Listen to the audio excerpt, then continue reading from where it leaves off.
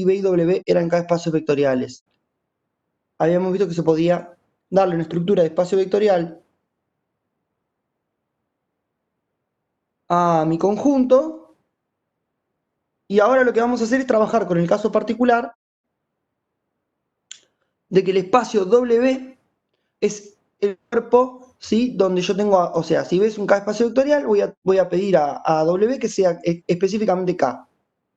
Y voy a trabajar con esto. Y esto es lo que se llama el espacio dual de B. Y sirve para hacer un montón de cosas el espacio dual.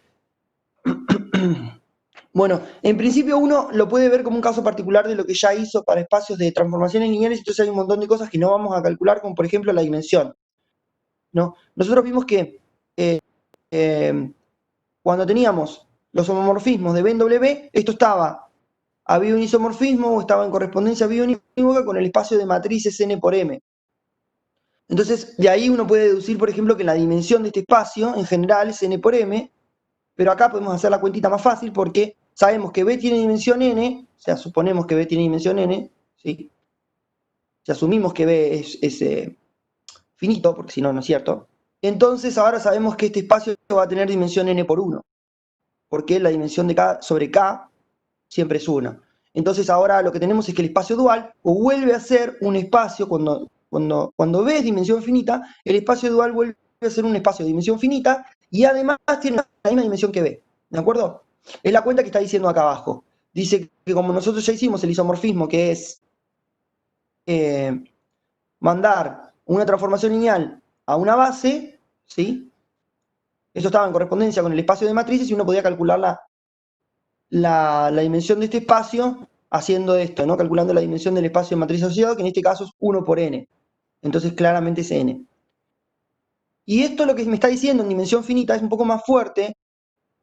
Esto me está diciendo que B y el espacio dual a B son isomorfos, porque recuerden que en espacio de dimensión finita es suficiente, necesario y suficiente, o sea, sí, solo sí, los espacios tienen la misma dimensión. Entonces me está diciendo que B estrella tiene la misma dimensión que B. Por tanto, acá lo que me está diciendo que B estrella, que es el espacio dual, tiene la misma dimensión que B. Entonces son isomorfos. ¿De acuerdo? Entonces esa es otra forma de ver a B, en algún sentido. Y acá nos va a dar ejemplos, ¿sí? Porque para entender esto es un poco más complicado, porque ver un espacio vectorial es un espacio de transformaciones lineales. Sin embargo, no son transformaciones lineales cualquiera, son transformaciones lineales que llevan un espacio vectorial en el cuerpo K. ¿De acuerdo? Bueno. Entonces viene un ejemplo para que uno entienda más o menos cómo son los elementos acá adentro. ¿Sí? Uno conoce más ejemplos de lo que se da cuenta, pero bueno, no importa. Por ejemplo, si esto fuera un espacio de matrices, ¿sí? Uno lo que podría hacer acá, por ejemplo, es agarrar la función traza, que es calcular la suma a la diagonal. Y eso, por ejemplo, es una cosa que vive en el espacio dual. ¿Sí? Determinante no, por ejemplo. Si bien determinante se lleva una matriz en K, el determinante es lineal respecto de la suma, entonces no es una transformación lineal. No vive acá adentro, por ejemplo. O sea, hay un montón de cosas que transforman vectores en escalares, en este caso mi ejemplo de vectores son matrices, porque es lo que manejan un poco mejor, pero no cualquier cosa que transforme un vector en un escalar obviamente va a ser lineal. ¿No? Por ejemplo, el caso determinante no es, la traza sí lo es. Bueno, entonces acá nos va a dar un pequeño ejemplo en R3, un poco más sencillo el que estoy dando yo, donde lo que están haciendo es agarrar y están tomando, estos son, para que uno entienda, una especie de proyección, ¿no? En general, esto no es una proyección en el sentido que vimos, esto es proyectar a la coordenada XY. En realidad, proyectar a la coordenada XY tendría más pinta si yo la quiero ver como entendimos nosotros proyecciones. Uno, proyectar a la coordenada XY debería hacerlo de R3 en R3 y lo que debería hacer es agarrar al X1, bla, bla, bla, y mandarlo. Yo quiero proyectar en la XY, debería mandarlo acá. Como es R3, vamos a ponerle directamente X2. Sería hacer esto. ¿Está bien? O sea, si uno lo quiere ver como proyección, tiene que poner los ceros acá al costado. Acá lo que están diciendo es, bueno, como va a haber ceros al costado, yo directamente me voy a quedar con esta fórmula, ¿sí? Pero esto actúa más o menos como la proyección. Digo más o menos porque no es un endomorfismo, ¿de acuerdo? Esto que están definiendo acá, claramente no es más un endomorfismo, va de R3 en R y no va en R3 como puse yo acá abajo. Entonces, ojo con esto, yo, por ejemplo, esto le sigo diciendo proyección, pero eso es proyectar a la coordenada XY, si lo quieren ver así. Pero no es una proyección en el sentido que estudiamos antes para transformaciones lineales, quiero dejar eso en claro, antes de hablar de proyección y después que se entienda cualquier cosa. Bueno, entonces, eso es necesario, ¿no? Porque yo quiero que caiga sobre el cuerpo, entonces voy a estudiar R3 como R espacio vectorial, quiero que mi transformación lineal caiga sobre R. Entonces uno puede calcular quién es el espacio dual, ¿sí? De R3, y bueno, claramente uno en realidad lo que quiere probar es que R3 vuelve a ser R3, entonces tiene que estar generado por tres cosas, y lo que vamos a tratar de probar es que es generado por estas delta que dieron acá, ¿sí? Entonces fíjense que cuando uno agarra una F, yo voy a hacer esta cuenta que está acá, para llegar. Cuando uno agarra una F, ¿sí? Que va de R en R3, uno se puede saber cuál es la forma general de la transformación lineal. ¿Por qué? Bueno, porque esto tiene que agarrar a F, como está escrito acá, vamos a deducir esta fórmula de acá. X1, X2,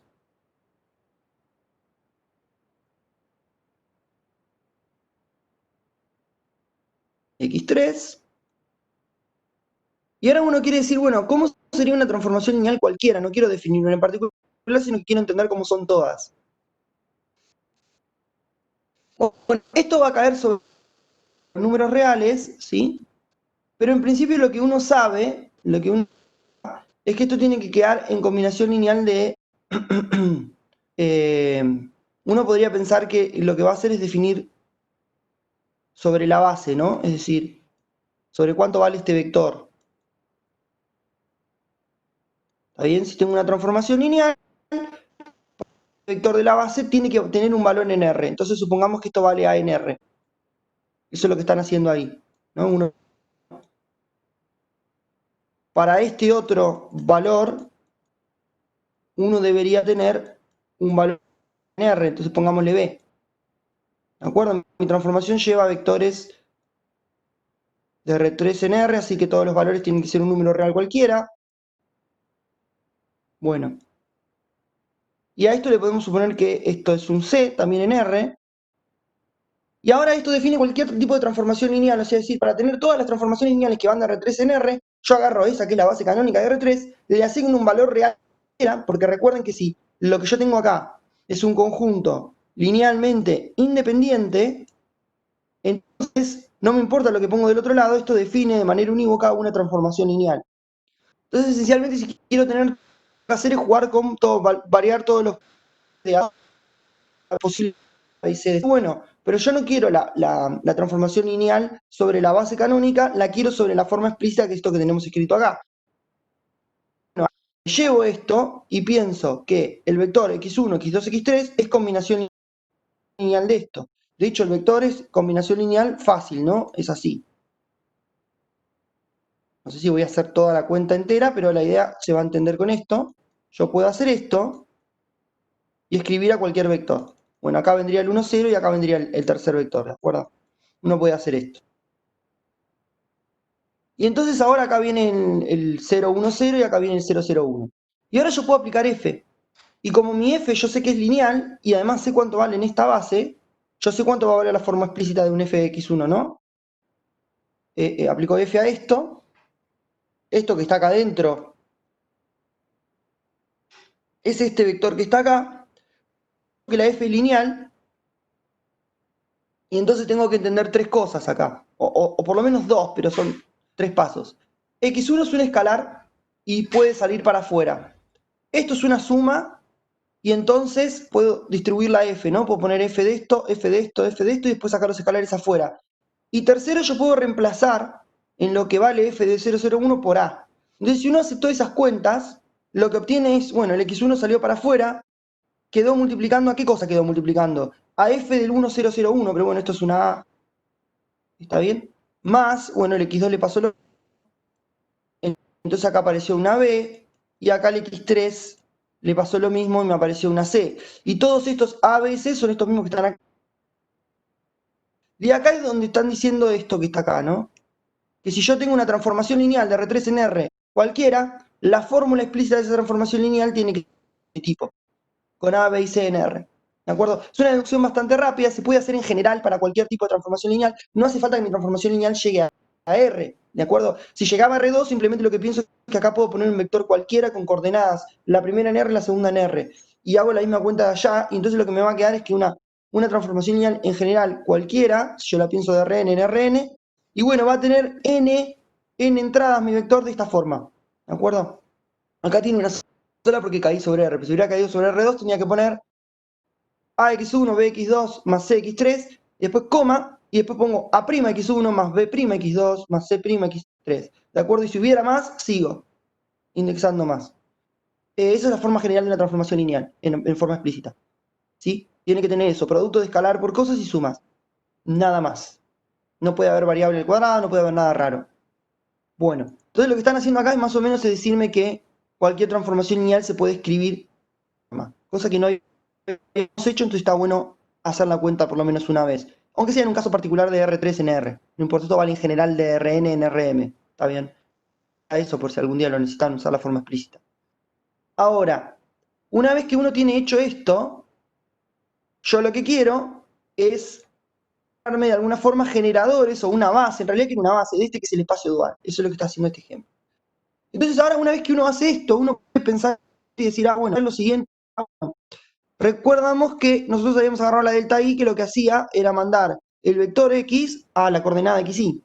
Entonces ahora lo que puedo pensar es, bueno, para este x1 que aparece acá, lo puedo pensar como que es delta 1, ¿sí? X1 es obviamente, por la definición de arriba, x1 de 1, x1 hasta x3. ¿De acuerdo? Uno puede pensar esto. Lo que va a hacer ahora es, en el paso de abajo, es decir, bueno, acá xy lo reemplazo por el delta i que el resto lo dejo igual. Entonces lo que me está diciendo esto es que f en x1, x2, x3 es igual a ser a por el delta 1 de x más b por el delta 2 de x más c por el delta 3 de x, y eso vale para todo x en el espacio R3, entonces directamente acá lo que hizo fue subir los x y dejar solo la combinación lineal. Y de esta forma lo que le quedó escrito es que cualquier transformación lineal se puede escribir en combinación lineal de 3 de las deltas, ¿no? En realidad depende de este 3 de acá. O sea, depende, es una delta para cada xy. Entonces lo que me está diciendo esto es que toda transformación lineal es combinación lineal de delta 1, delta 2, delta 3. Eso quiere decir que todo este conjunto está generado por delta 1, delta 2 y delta 3. Y entonces lo que estamos probando es que esto es un conjunto de generadores. Lo que nos interesaría ver es que en realidad esto es una base. Es decir, que estos son linealmente independientes entre sí. ¿Está bien? Eso es lo que quiere construir ahora, una base del espacio dual. Y lo que está haciendo en el ejemplo, bueno, primera parte es mostrar que estos tres alcanzan para generar todo R3 dual.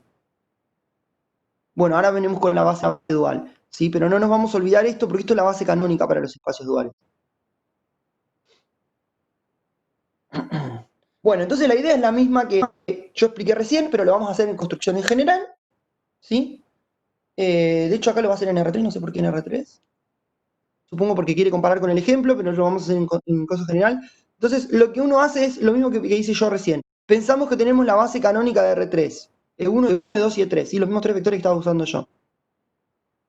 Y ahora, claro, las funciones del ejemplo anterior, es decir, las delta i que teníamos antes, nos cumplen la condición esta, ¿no? Lo que tenemos que empezar a entender es eso. ¿Qué hacía la delta i sobre la base canónica? Bueno, cuando agarraba el e sub i, lo mandaba a 1, ¿sí? Y cuando agarra cualquier otro e sub j, distinto de la i, j distinto de i, lo va a mandar a 0.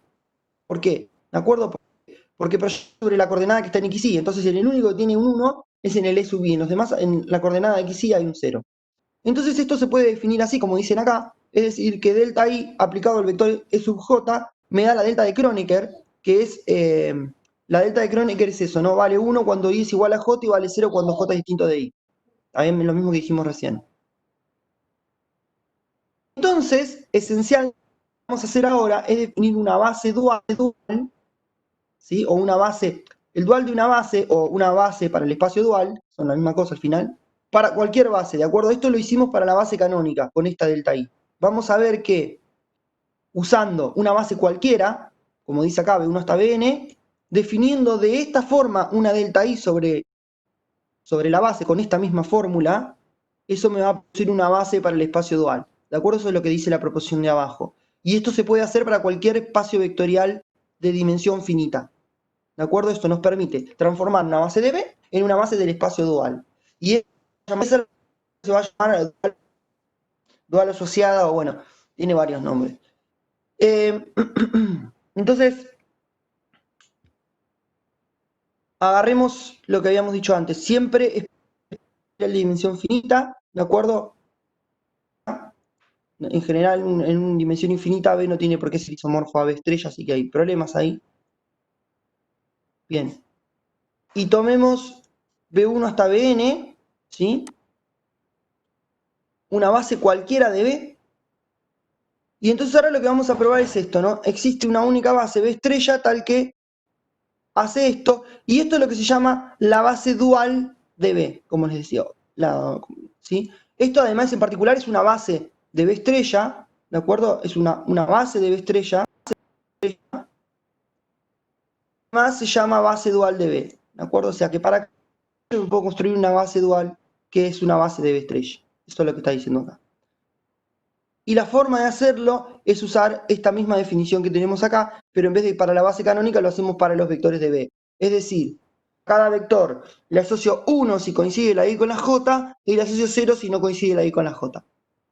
¿De acuerdo? Entonces lo que tenemos que ver es una cuenta parecida a la que hicimos en el ejemplo para ver qué generan y después tenemos que ver que esas transformaciones que estoy definiendo son linealmente independientes. Bueno, entonces arranquemos. El truco acá es que uno sabe que la dimensión de B estrella, perdón, B estrella, es igual a la de B. Entonces lo que yo estaba diciendo es, yo tengo que ver qué generan, y además de ver qué generan, tendría que ver qué son linealmente independientes, pero puedo ahorrarme una de las dos cosas porque los espacios tienen la misma dimensión. Entonces yo acá estoy definiendo cuántas, y estoy definiendo n, ¿sí? Φ1 hasta Φn. Entonces yo logro ver que este conjunto es de generadores o linealmente independiente, como tiene la cantidad de vectores que corresponde a la dimensión de B estrella, terminé con eso. Es decir, no necesito probar las dos. No necesito probar linealmente independiente y conjunto de generadores, que sería la definición de base. Comprobar una y usar la cantidad de vectores me va a alcanzar. ¿De acuerdo? Bueno. Entonces uno podría hacer lo que hizo en el ejemplo anterior. Y en el ejemplo anterior podría haber dicho, bueno, pará, delta 1, delta 2 y delta 3 de generadores. Y son tres, verifique que son linealmente independientes porque tiene la cantidad justa de vectores que tiene que haber en una base. Cuando digo vectores me estoy refiriendo a transformaciones lineales porque estoy hablando de los del espacio dual, ¿está bien? Cuidado con eso, porque todos son vectores porque son de un espacio vectorial, pero en realidad son transformaciones lineales. Ok, bueno, entonces ya arranquemos con la demostración de esto para no irme más por las ramas. Entonces, la definición de phi sub i, ¿sí? Queda definida por, fíjense lo que está haciendo. Esta base de B, no una base cualquiera, sino la base elegida, ¿de acuerdo? La única transformación lineal phi sub i que puede conseguir estos valores, digamos. Lo que estoy haciendo es asignarle 1 al b sub i y 0 a todo lo demás. Y ahora es lo que yo les dije antes. Como tenemos que la dimensión de b estrella es igual a n, para ver que phi sub 1 hasta phi sub n en el espacio dual me forman una base, basta verificar alguna de las dos cosas. Podemos hacer la cuenta como en el ejemplo anterior que generan, o podemos hacer lo que van a hacer acá, ¿sí? Para variar un poco, que son linealmente independientes. Es lo mismo, ¿de acuerdo? Las dos cuentas son más o menos lo mismo. Si uno quiere ver que son conjuntos de generadores y no quiere ver lo que va a hacer acá la punta, que es linealmente independiente, tiene que hacer lo mismo que hicimos en el ejemplo de arriba. Con la misma cuenta uno llega a esto. Entonces, en vez de igualar a un X quiera, como hicimos, vamos a igualar la combinación lineal de los phi sub i, esto que está acá, agarro escalares en K, tomo la combinación lineal, la igualo a 0 y lo que tengo que lograr probar para ver que son linealmente independientes es que efectivamente A1 hasta A sub n son todos nulos. Bueno, entonces lo que vamos a hacer acá es lo siguiente. Fíjense, acá voy a hacer una salvedad. Este 0 que aparece acá, acá estoy trabajando con transformaciones lineales. Nunca hay que olvidarse en este caso que esto es una transformación lineal. Es la transformación lineal nula, es decir, esto es el 0, y cuando uno lee 0 acá, esto es una transformación que es la que a todo B lo manda al valor 0, ¿está bien? Y este 0 también va de B en K. Cuidado con eso, ¿sí? Manda todo vector al 0 de K. ¿De acuerdo? Este cerito que está acá es el 0 de K.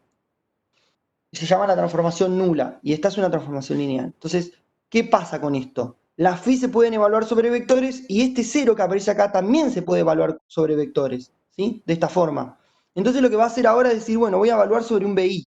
¿Por qué sobre un BI? Bueno, porque es un vector de la base, y en el BI sabemos muy fácil calcular los phi sub i, ¿de acuerdo? Porque está definido así. Si yo evaluara sobre un vector B cualquiera, también podría hacer esto, pero me costaría un más trabajo decir quién es phi sub 1 de B. ¿Está bien? Entonces, para ahorrarse ese paso, evalúa en cada uno de los B sub i. Pero se podría evaluar en un B, generalmente no pasa nada. Ok. Bueno, entonces, lo que va a pasar es lo siguiente. Cuando evalúe a 0 en B, me va a dar 0, por lo que dije recién. Entonces, uno puede arrancar diciendo que 0, ¿sí? Pero este es el 0 de K. Ya no es más este 0 que está acá. ¿De acuerdo? Uno generalmente nota todo igual, pero acá tengo que tener salvedad con esas sutilezas. Este es el 0 para transformaciones lineales, este es el 0 en K. ¿Por qué? Porque acá esta combinación lineal está dada en términos de los phi sub n, que son transformaciones lineales, y acá está dada en términos de los phi sub i en B sub i, que son vectores. De hecho, son escalares. Esta combinación está en K. ¿De acuerdo? Porque phi sub i de B sub i es un vector en K. Entonces es un escalar. ¿Bien? Y el escalar es un escalar. Entonces todo esto está en K. O sea, toda esta cuenta que está acá me va a dar un valor en K. De hecho, me da la sub i, que es lo que vamos a ver ahora. Y entonces este 0 tiene que ser el 0 en K. En cambio, este 0 es el de transformaciones lineales. Por favor, no confundir con esas cosas porque son las que uno por abuso de notación empieza a cometer errores cuando quiere hacer las cuentas. Bueno, ahora, uno puede calcular que, bueno, 0 es igual a esto porque evaluamos arriba por B sub i. Hasta ahí estamos bien. Y ahora lo que van a hacer es hacer la cuenta de cuánto da esto. Fíjense que B sub i evaluado en phi sub i me va a dar 1 solamente cuando la i coincida. ¿De acuerdo? Y todos los demás casos me va a dar 0. Entonces, el único que no da 0 es este término de acá, que es este sub i de b sub i. Todos los demás dan 0. Y este término, de hecho, da 1. Y como está multiplicado por a sub i, esto lo que está haciendo es sumando 0 más 0 más 0 más 0 más a sub i por 1 más 0 más 0. Bueno, esto da a sub i. Bien, es el único que no se borró, digamos. Entonces, ahora lo que me quedó es que la sub i es igual a 0. Y esto funciona para cualquier b sub i que yo quiera evaluar. Entonces, en general, funciona para todos los i. Y eso me está diciendo que cada sub i es 0. Entonces, este conjunto que estaba acá era linealmente independiente, porque todos los escalares que encontré me dieron 0. Entonces, ahora puedo decir que esto es una base, ¿sí?, del espacio dual. De hecho, verifica las condiciones de independencia lineal. Ahora, fíjense que nosotros queríamos probar que era la única base que hace esto. ¿De acuerdo? Bueno, entonces, supongamos que hay otra base que cumple con esto. ¿Sí? Ahora lo que probamos es que esto es una base.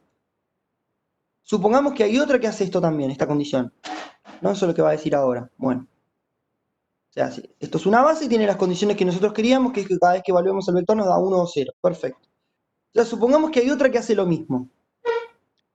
Entonces, lo que voy a hacer es compararlas término a término. ¿Por qué? Porque, bueno, lo que voy a probar es que la phi tilde 1 hasta la phi tilde n son iguales a estas, porque cuando las evalúo en una base valen lo mismo. ¿De acuerdo? Es decir, dos transformaciones lineales que en la misma base valen exactamente lo mismo, uno puede probar que son iguales. Y esa es la idea de la prueba, ¿no? De hecho, creo que lo va a decir y no va a hacer la cuenta. De hecho, lo que uno hace es eso, ¿no? Evalúo sobre BJ y me da 0, que es lo mismo que evaluar sobre BJ en la otra transformación lineal, para todo el mundo con J distinto de I.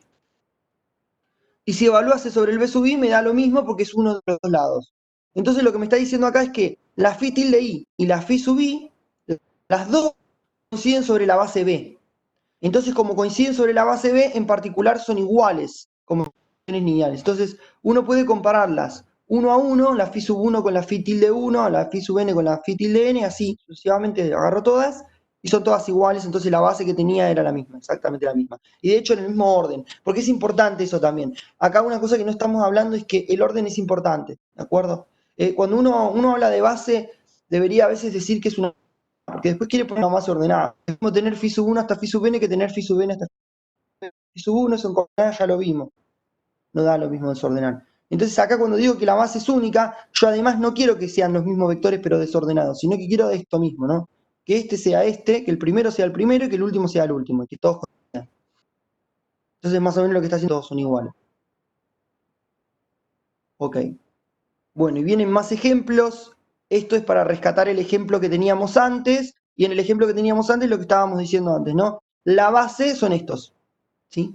Y esta base es la base dual de la base canónica.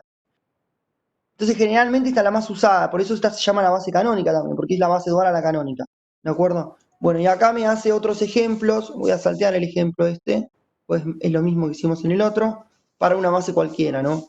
Uno puede venir y calcular esto. Y ahora lo que podría hacer uno es calcular la forma explícita de esta, o sea, siempre voy a hacer esto que está acá, esto sí lo voy a hacer en el ejemplo, lo que no voy a hacer es la cuenta de la forma explícita. Uno se agarra una base cualquiera, entonces quiere hacer la base dual. ¿Cómo hago la base dual? Bueno, me defino dos transformaciones lineales. De hecho, me defino una por cada elemento en la base, ¿está bien? Acá hay dos, me defino dos. Una, dos. Y ahora lo que tengo que hacer es lo siguiente. Agarro el vector, ¿sí? Para la phi sub 1, ¿qué hago? Bueno, agarro el primer vector y le asigno el valor 1. Agarro el segundo vector y le asigno el valor 0. Fíjense que yo lo que les había dicho antes es que si uno quiere definir una transformación lineal cualquiera que vaya de R2 en R, lo que tiene que hacer es agarrar una base, al primer vector de la base asignarle un valor cualquiera y al segundo vector asignarle un valor cualquiera y eso me da una transformación lineal cualquiera. Acá lo que están diciendo es que en vez de asignarlo de manera conveniente. Pero lineal y con esta voy a poder generar todas las demás. Bueno, y hago lo mismo para la otra, pero al revés. Al primer vector lo mando a 0, al segundo vector lo mando a 1. Y si hubiera uno tercero, pongo una tercera acá y hago lo mismo, 0, 1. Ahora, puedo calcular formas explícitas de estas cosas, que supongo que es lo que sí, ¿no? Calcula formas y me quedan estas dos. Bueno, entonces ahora estas dos, ¿sí? Estas dos que tengo acá, phi1 de xy y phi2 de xy, son la base dual de la base esta que tenía acá. Y eso es todo. ¿Sí? No hay más. Bueno.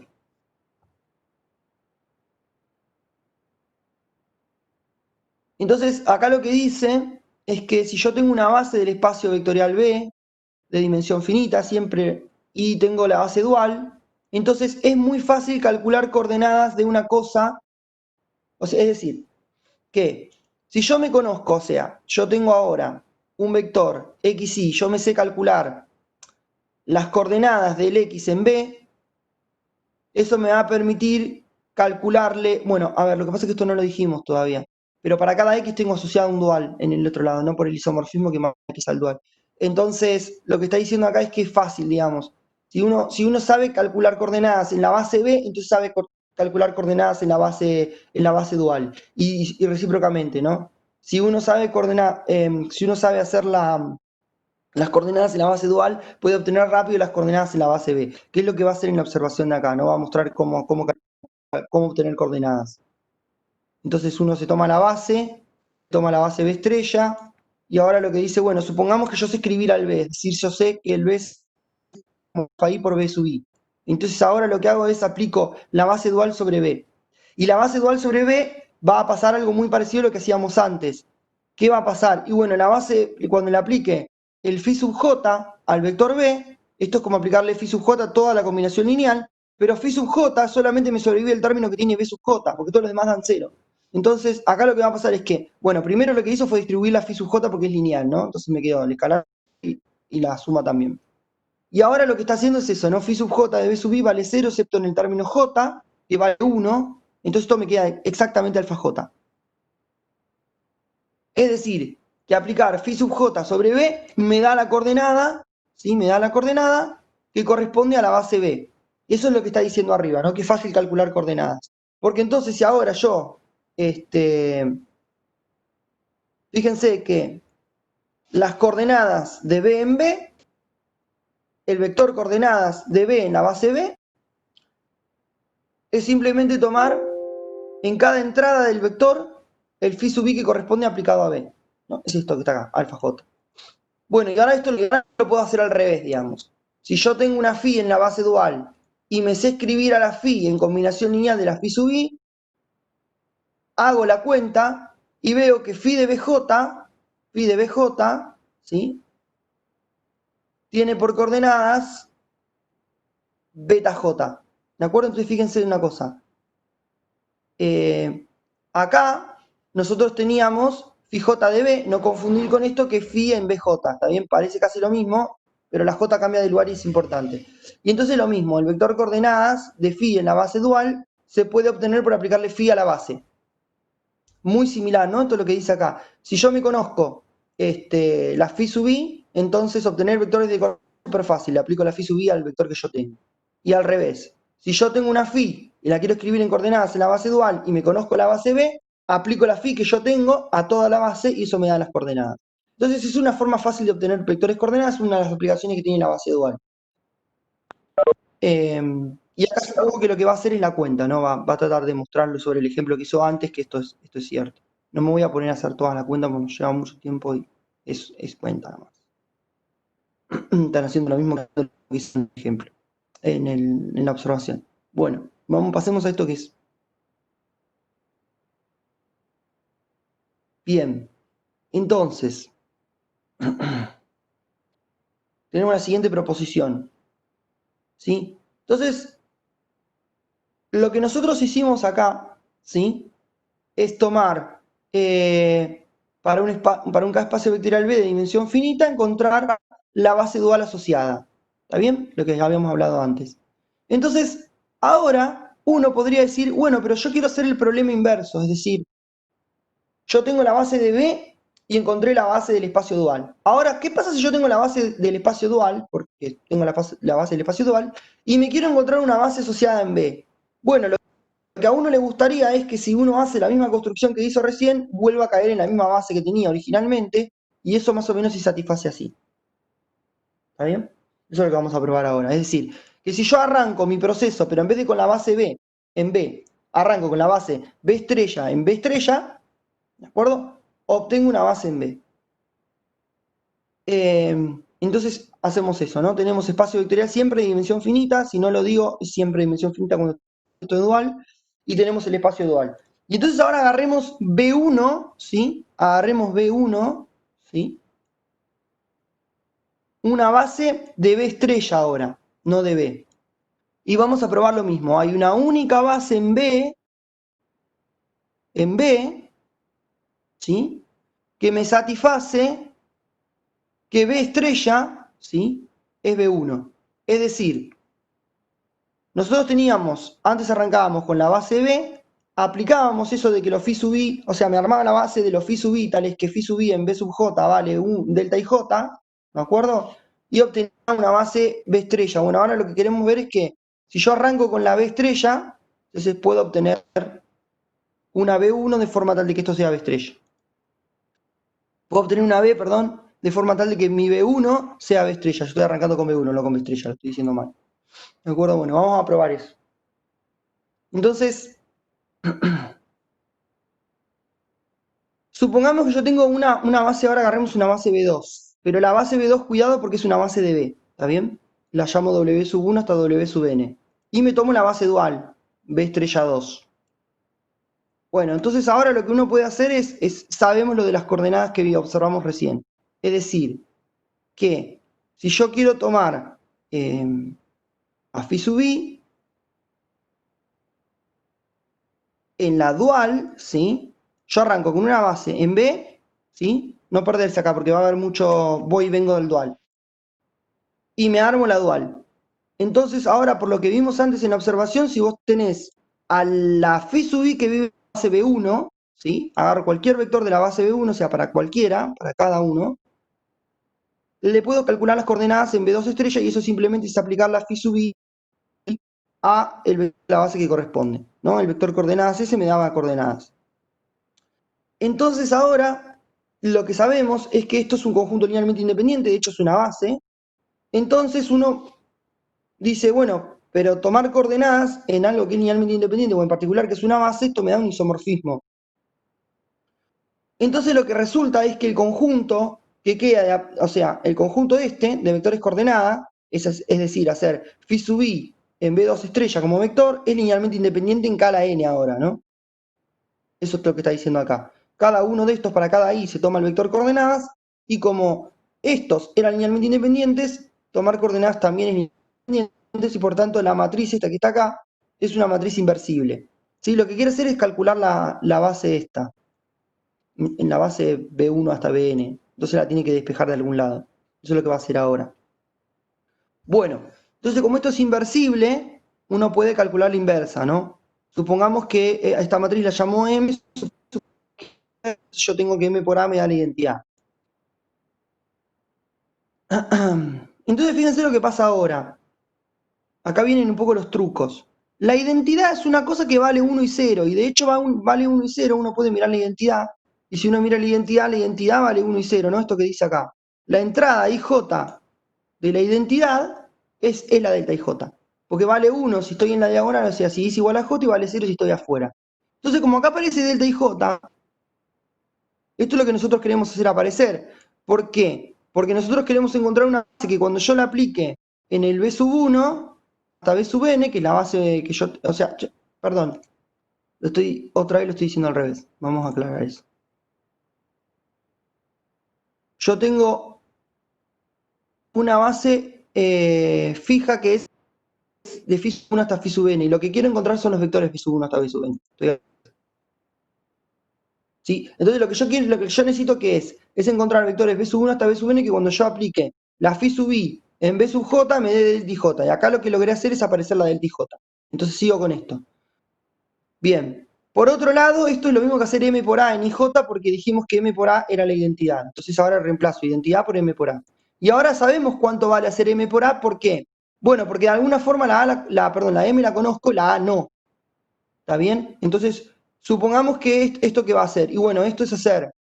Acá lo que está anotando son filas por columnas, ¿está bien?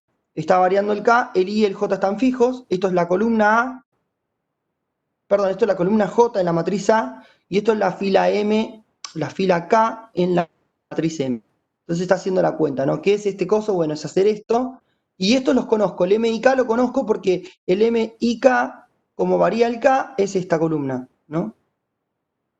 Es la columna donde dice W sub K. ¿Está bien? Porque esta es la columna 1, esta es la columna N, esto es la columna K. Entonces, me va a quedar, perdón, estoy diciendo mal, esto es la fila porque estoy mirando en M, estoy diciendo al revés, no me hagan caso. Es la fila, está mirando así. Esta es la fila I, entonces si yo quiero la fila I, perdón, esta es la fila 1, esta es la fila 2, esta es la fila N, ¿no? Entonces, para la fila I lo que tengo que hacer es phi sub I de W sub K, el K varía, fíjense, va de W1 hasta WN, tomándolo así. Y esto es simplemente lo llamo A sub KJ porque ¿qué pasa con A sub KJ? Es el coeficiente de la inversa que no la calculamos. Entonces lo dejo como un coeficiente. Bueno, y ahora esto es phi sub i aplicado a un vector. ¿Está bien? Esto es phi sub i, porque saco phi sub i, uso la linealidad de phi sub i, esto es un escalar, lo puedo meter adentro. Esto es una suma, la puedo meter adentro, phi sub i es una transformación lineal, entonces me quedó phi sub i aplicada a un vector. ¿Está bien? Que el vector que sale, bueno, sale de multiplicar coeficientes de la matriz inversa por la base que yo tenía así arbitraria que me había agarrado W sub K. Entonces yo ahora le voy a decir, bueno, voy a agarrar este vector que está acá, y este vector de qué depende. Este vector de suma K1 hasta N y depende del que aparezca acá. El único que queda acá es J. El K sabemos que va de 1 hasta N, entonces está determinado. El que no está determinado es J. Entonces voy a definir B sub J como este vector. Y ahora me queda que phi sub i aplicado en B sub J me da la delta J, que era lo que uno quería construir, ¿no? Entonces, de la construcción que uno hizo, lo que puede deducir es que es claro, ¿no? Es claro porque lo definimos así, agarramos un BJ específico para que phi sub i de BJ, que es esto BJ, entonces phi sub i de BJ, me da exactamente la delta J. Perfecto. ¿De acuerdo? Entonces ahora lo que logramos construir con eso son vectores B sub 1 hasta B sub n en B que hacen la condición que uno quería. Está bien, ahora el problema es que uno quiere saber que esto es una base de B, porque yo me construí un conjunto de n vectores cualquiera, bien arbitrarios, ¿no? Son estos vectores que están acá. Entonces ahora lo que voy a hacer es tratar de probar que esto es una base y va el mismo truco de antes. Nosotros sabemos que phi sub 1 hasta phi sub n es una base de B estrella, entonces sabemos que B estrella tiene dimensión n, ¿sí? Bueno, igual acá decía que B tiene dimensión n, pero uno puede hacer entonces que pasa esto, ¿dónde estamos? La dimensión de B es igual a la dimensión de B estrella es igual a n, y este conjunto tiene n vectores, entonces otra vez nos alcanza a ver con qué generador o con el linealmente independiente para ver qué es base. Lo que vamos a probar es ver qué es base. Es que es linealmente independiente. Entonces ahora lo que hago es otra vez, tomo una combinación lineal de los BJ estos que están acá. igualada a 0. Y ahora puedo hacer la cuenta. De hecho, lo que uno puede hacer es decir, bueno, yo no sé cuánto vale el BJ, porque fíjense que el BJ está en términos de WK, que no lo conozco en realidad. Sé que es una base. Pero hasta ahí llego. Y el problema es el AKJ, matriz inversa, que tampoco lo conozco. Entonces el truco acá es hacer lo mismo de siempre, es decir, le aplico la phi sub i a esto. ¿Por qué? Porque independientemente de lo que valga esto, lo que valga BJ, yo sé que cuando aplique phi sub i en BJ, eso vale delta J, es lo que dice acá arriba. Entonces ahora, cuando uno aplica acá, ¿sí? Lo que vale automáticamente toda esta cuenta, independientemente de lo que valga BJ, es alfa i. Y entonces me va a quedar que 0 es igual a i. ¿Está bien? Esto está para 0 y el conjunto es linealmente independiente. Y lo que hice fue construirme una base donde yo evalúo en cada uno y me da esto. Entonces, esta base, es claro que si yo hago la B estrella de la base B, me va a dar la base original B1, ¿no? Que era esta que estaba acá. Bueno, entonces ahora lo que tenemos es la existencia. Nos falta probar que esa base es única. Entonces vamos a ver unicidad. Entonces, para unicidad siempre es lo mismo. Supongamos que hay unicidad. Supongamos que hay dos bases. ¿Sí? Tal es que las dos tienen la misma propiedad, es decir, cuando yo le calculo la estrella a la B y la estrella a la B', eso me vuelve a dar B1. ¿De acuerdo? En principio lo que está diciendo acá es eso, ¿no? B estrella igual a B' estrella igual a esta que era B1. Bueno, perfecto. Entonces tenemos que probar que B y B' son la misma base. ¿De acuerdo? Vector a vector como hicimos antes. Es decir, yo quiero probar que el U sub 1 es el B sub 1 y que el U sub n es el B sub n. Entonces, esta forma de haber encontrado los vectores era la única posible. ¿Está bien? Esa era la única forma de definir B sub j, eso es lo que vamos a probar ahora. Ok, entonces, otra vez es el mismo truco. Yo no sé cuánto vale B sub 1 ni cuánto vale U sub 1, pero lo que sí sé es meterme con el vector de coordenadas. Entonces eso es lo que vamos a hacer. Es decir, ¿qué es lo que quiero hacer yo? Bueno, agarremos al vector U sub i y escribámoslo en coordenadas en B. Es decir, me agarro un vector cualquiera, esto lo puedo hacer de un lado o del otro. Me da lo mismo, ¿está bien? Agarro un vector de una base y lo trato de escribir en coordenadas de la otra base. Bueno, entonces ahora lo que sabemos es que como B1 es la base dual de B, es B estrella, entonces uno puede hacer el mismo truco que decía la observación, es decir, que agarrar a cualquier vector, en principio uno de los de B', escribirlo como vector coordenadas en la base B, dar este vector, que es aplicarle la phi sub 1 hasta la phi sub n al vector que yo tenía, ¿no? Todo lo que antes que vimos. Y ahora esto yo lo sé más o menos hacer porque phi sub 1 a phi sub n también es la base dual de B'. Entonces, ahora uno dice, ah, bueno, pero esta es la base dual, estoy aplicando en un vector, entonces yo sé que phi sub 1 de U sub i, ¿sí?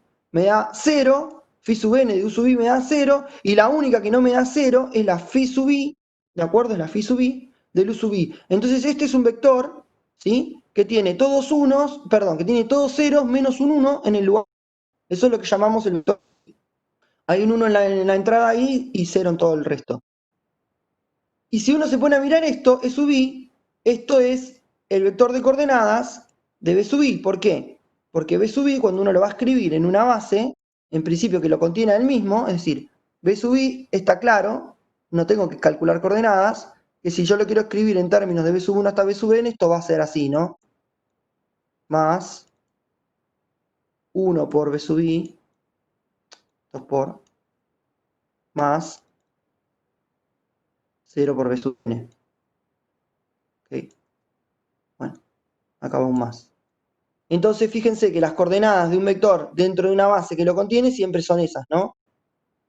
Esto es lo que estamos... Si uno lo mira esto como vector coordenadas, esto es el vector 0, tengo un 1 en el lugar i, sigo, tengo 0, esto es lo que estamos llamando como vector de coordenadas. Estas son las coordenadas de B sub i en B, ¿está bien? Esta cuenta es simplemente reemplazar.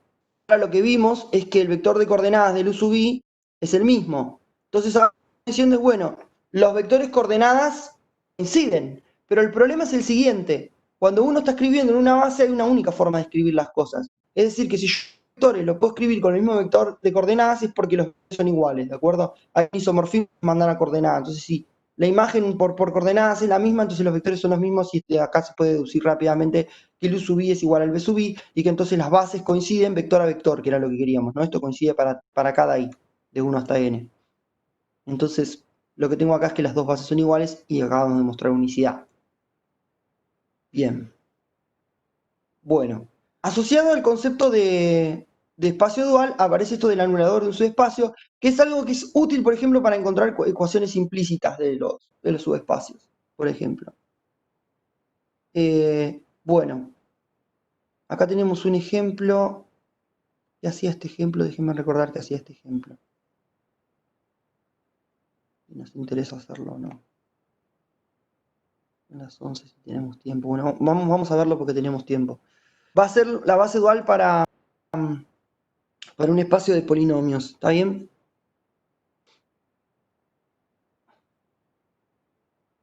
Bien. Ok. Está bien. Bueno. Toma el espacio de polinomios de hasta grado 2 en R. Y ahora lo que pasa es que va a ser lo que está haciendo acá, ¿no? Es decir, va a ser lo que dice la proposición, que yo voy a arrancar con una base del espacio de polinomios dual y voy a tratar de encontrar la base de polinomios que hace. Es decir, voy a hacer el proceso inverso. Entonces se toma epsilon 0 hasta epsilon 1. Fíjense que son transformaciones lineales que van de R2 de X en R. ¿Está bien? Eso es lo que dice acá. R2 de X estrella es eso. Entonces ahora me va a decir qué es cada una de estas cosas. Y fíjense que cada una de estas cosas es algo bastante simple de hacer, que es decir, bueno, lo que está diciendo acá es que epsilon 0 en un polinomio P es simplemente evaluar el polinomio en 0. Entonces, epsilon 1 en un polinomio en P es evaluar el polinomio en 1, y epsilon 2 en el polinomio es evaluar en 2. Es decir, epsilon i es evaluar en el valor i. Donde entonces acá yo podría indexar esto con números reales si quisiera. ¿Está bien? Porque estoy en R2 de X. Bueno. Entonces ahora quiere mostrar que esto es una base. O sea, ¿qué quiere hacer ahora? Bueno, quiere mostrar primero que esto es una base y después encontrar la dual asociada. O encontrar la base en R2 de X, que es la dual de esta. ¿Está bien?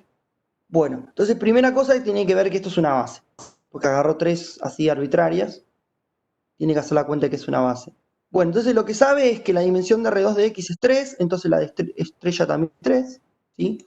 Entonces lo mismo que te veníamos diciendo antes en las demostraciones, necesitamos ver que este conjunto tiene tres vectores, es linealmente independiente.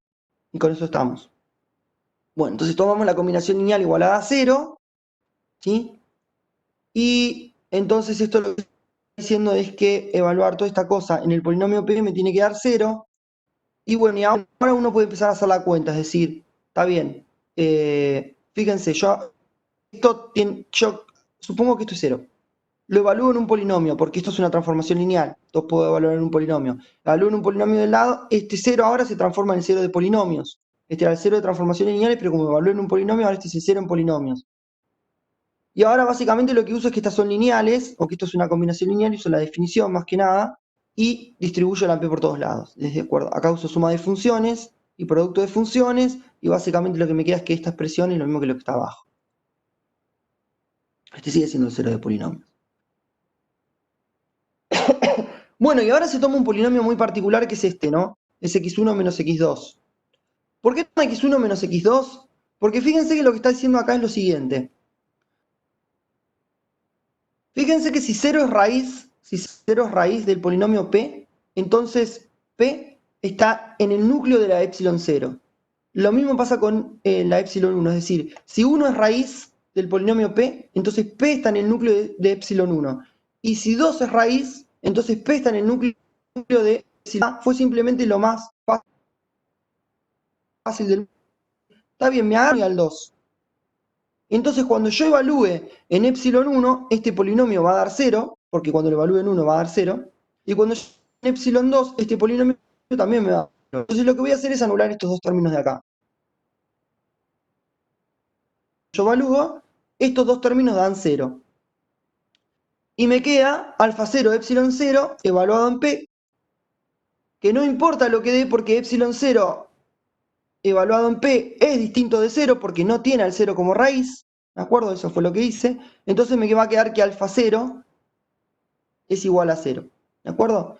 Y eso lo puedo hacer para los otros épsilon, es decir, me agarro el polinomio que tiene a 0 y a 2 como raíz, entonces se anula todo menos la parte de épsilon 1, la parte de épsilon 1 en este polinomio nuevo P me da distinto de 0, entonces concluyo que alfa 1 es 0 y hago lo mismo para el alfa 2. ¿De acuerdo? En general, esto es una cosa que no tiene que ver con polinomios, sino que tiene que ver con funciones. Uno quiere probar linealidad de funciones, dependencia lineal de funciones, hace esto, que está acá. Y empieza a evaluar en cosas, empieza a evaluar en X útiles, ¿no? Como esto es para todo X en cierto espacio, en mi caso el X es un polinomio. Pero podría ser un vector, podría ser una matriz, etc. Bueno, uno empieza a hacer esto, evalúa en cosas donde se empieza términos para poder despejar los escalares. Una vez que uno despeja el escalar, fíjense que acá lo que depende de P es el epsilon I, pero los escalares no dependen de P. Entonces, si vos para un P lograste probar que el escalar vale 0 para cualquier P, porque el escalar es una constante. Entonces no depende del valor de P. Bueno, entonces lo que logra hacer con esto es evaluar en cosas inteligentemente para probar que los tres escalares son 0 y que entonces el conjunto es linealmente independiente y por tanto tiene que ser una base del espacio dual. Y hasta acá lo único que hizo fue mostrar que esto que estaba definiendo acá era una base dual. Ahora lo que queremos hacer es hacer lo que decía la proposición anterior, es decir, construirme la base dual a esta, que nada más ir a encontrar los polinomios esos. Bueno, y por la proposición anterior yo sé que hay una única base B, ¿sí?, de polinomios que logra que cuando yo evalúo con el epsilon en el P0, eso me da 1 y 0 para P1 y para P2, y viceversa, ¿no? Entonces, o sea, cuando evalúo en epsilon 1, esto me da 1 acá y 0 en los otros dos, y cuando evalúo epsilon 2, esto me da 1 en el P2 y 0 en los otros dos. Entonces ahora uno quiere encontrar los polinomios P0, P1 y P2, tales que pasa eso. Entonces, para encontrar P0, lo que uno hace es decir, bueno, a ver, yo sé lo que tiene que pasar con epsilon 1, ¿sí? Yo sé lo que tiene que pasar con epsilon 0, epsilon 1 y epsilon 2 sobre P0, ¿no? Entonces, esto lo podemos escribir un poco mejor para que se entienda qué es lo que están haciendo. Acá simplemente lo que dicen es, bueno, encontremos el polinomio P0. ¿Qué es lo que sabemos del polinomio P0? Nosotros sabemos del polinomio P0 que epsilon 0, vamos a dejar lugar acá, en P0 me tiene que dar 1, pero por otro lado, epsilon 0 en P0 es hacer P0 evaluado en 0, ¿de acuerdo? Esto que está acá. Entonces lo que hicieron fue suprimir este término y quedarse con esto que está acá.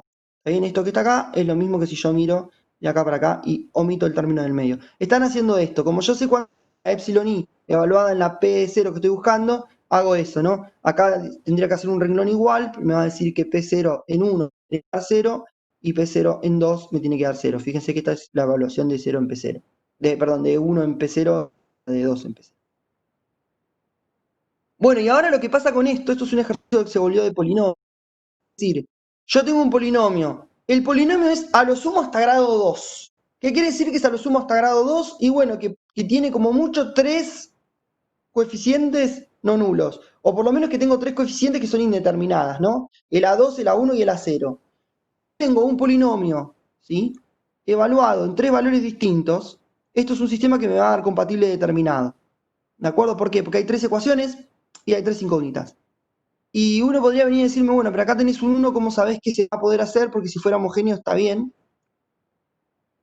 Pero bueno, no hay ningún problema, porque lo que va a pasar es que esto que está acá, como estoy evaluando en 3 valores distintos, me va a quedar que la matriz es inversible y voy a encontrar una única solución. Y esa única solución me va a dar los coeficientes 0. Que eso es más o menos lo que hicieron acá, nomás que acá no hicieron la cuenta. Está bien, acá directamente dicen el polinomio es esto, pum. Pero lo que tienen que entender es que este sistema es un sistema de 3 ecuaciones, 3 incógnitas, que tiene una única solución y va a dar un polinomio de grado 2. Uno hace la cuenta, es decir, resuelve esto. ¿Cómo resuelvo esto? Y a lo bruto, ¿no? Hay muchas formas de esto, pero a lo bruto se podría decir, uno hace esto.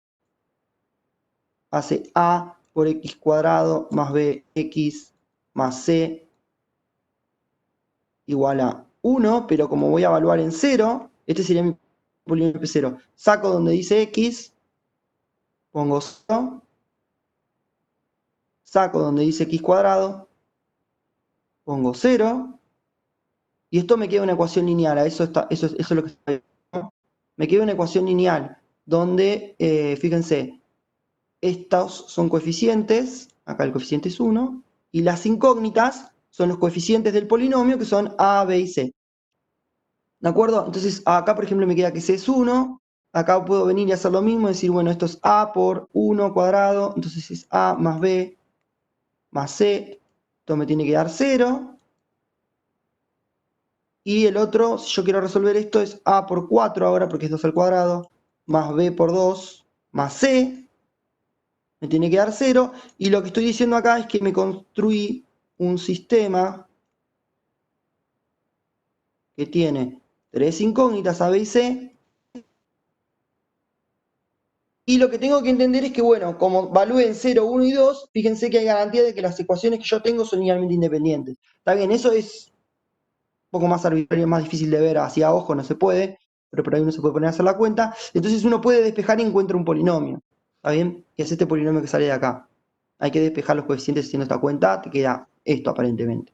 ¿Sí? No quiero ponerme a hacer la cuenta de despejar este sistema, pero la idea es esto, ¿no? Esto lo planteo como un sistema, resuelvo el sistema, sale el polinomio solución, y ahora tengo P0. Y después tengo que repetir el proceso. Esto funcionó para P0, ahora vuelvo y hago a P1, que es hacer P1, bueno, es el mismo sistema, pero para P1, en vez de poner 1, 0 y 1, empiezo a intercambiar valores, ¿no?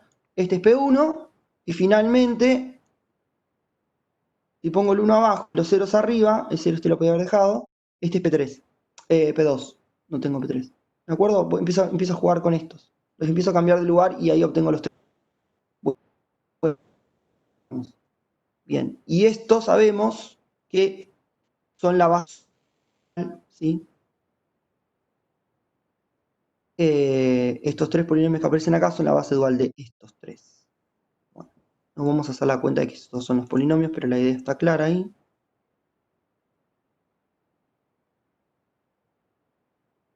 Bueno, entonces esto por ejemplo, es un poco que sirve para interpolar cosas, lo que dice por acá abajo.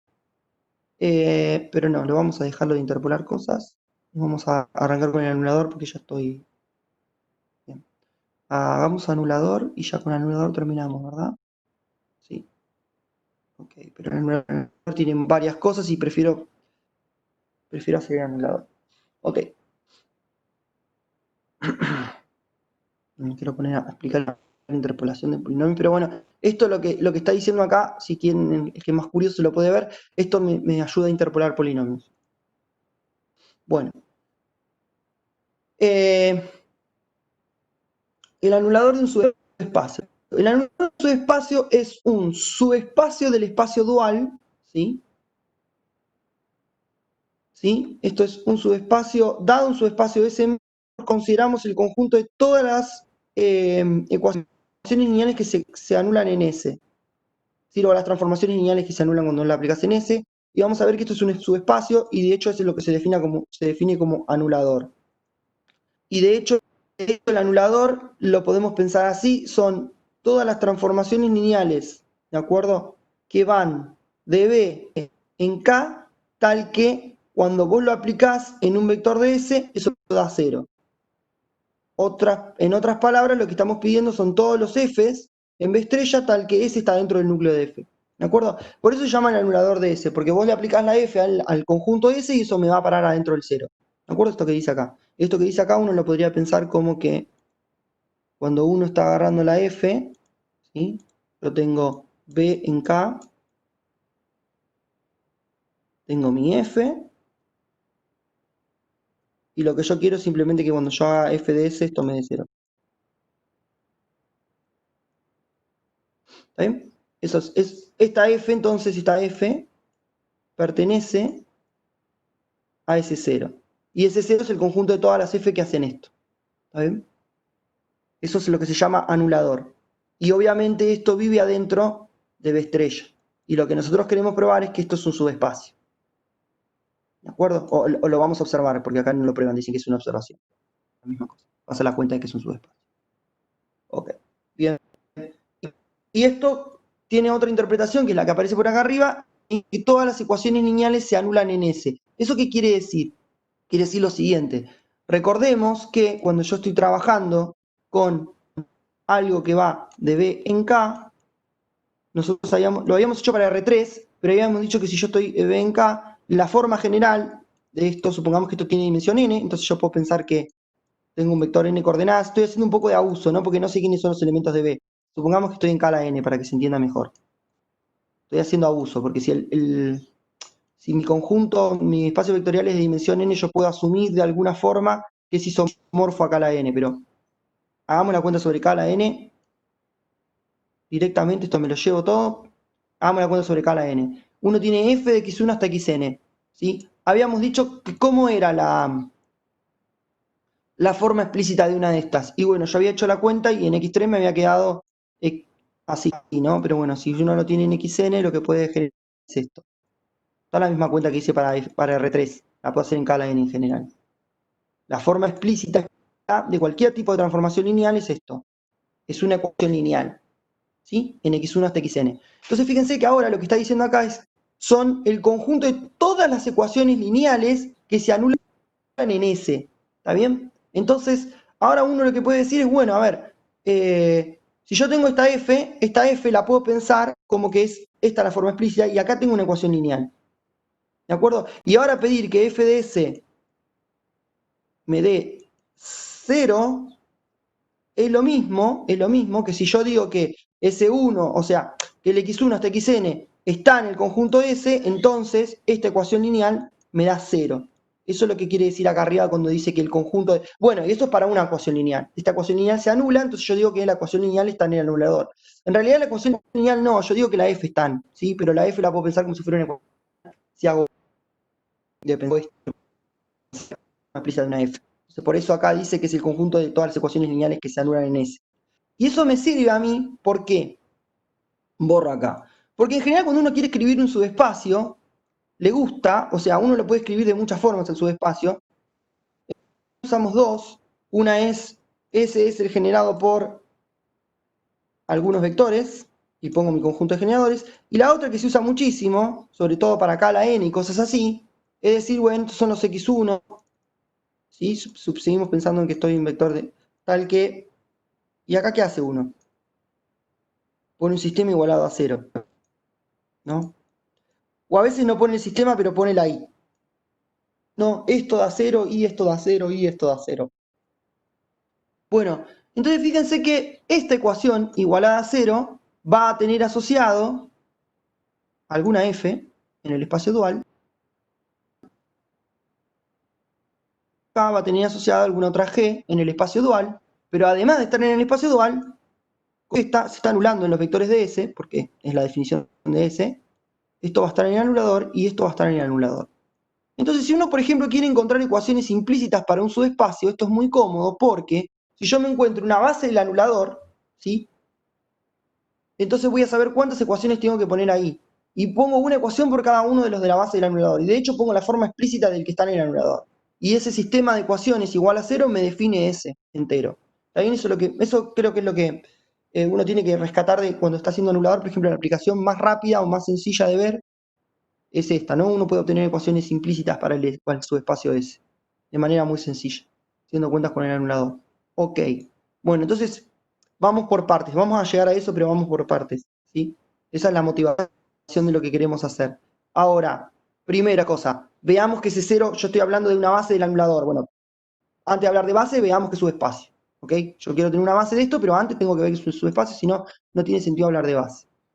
Ok, entonces, hagamos la cuenta, ¿no? Para ver que esto es un subespacio, ¿qué tengo que hacer? Bueno, tengo que sumar cosas acá que caen acá. Tengo que multiplicar por escalares acá, ver que caen acá y ver que el 0 no se me escapó. Bueno, entonces, primera cosa, el 0 no se escapa, ¿sí? Es decir, el 0 está en el anulador. ¿Por qué? Porque 0 acá lo tengo que empezar como la transformación nula. Entonces, 0 evaluado en B da 0 para cualquier cosa. En particular, si yo evalúo 0 en un S en S, me va a dar 0. Entonces, obviamente 0 evaluado en vectores de S da 0, está en el anulador de S. Para cualquier subespacio S, ¿está bien? Ahora, suma. Supongamos que yo tengo una F y el anulador, es decir, f de S da 0 y g de S da 0 para cualquier S en S. ¿Qué pasa con la suma? Bueno, la suma por definición es f de S más g de S, que es 0 más 0, sigue dando 0, para cualquier S que yo tenga. Entonces, la suma está en el anulador. Una cuenta muy fácil de hacer. Lo mismo con el producto. Me va a quedar lambda por, si yo agarro un lambda en K y un F en el anulador, entonces, cuando yo haga lambda por F, eso va a ser lambda por F de S, pero F de S sabemos que da 0 porque está en el anulador. Entonces lambda por 0 me da 0. Y esto vale para todo S, entonces tenemos que lambda F está en el anulador, y eso es una observación simple, ¿sí? Le podríamos poner proposición, da lo mismo. Lo que está diciendo esto es que S0 es un subespacio de B estrella. Entonces ahora puedo jugar a buscar una base de esto.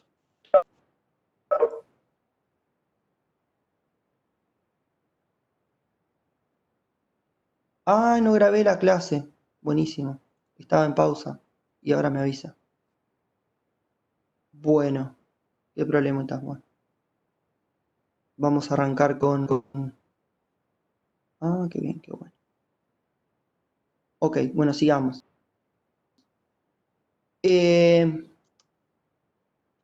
Bien, entonces tenemos la siguiente.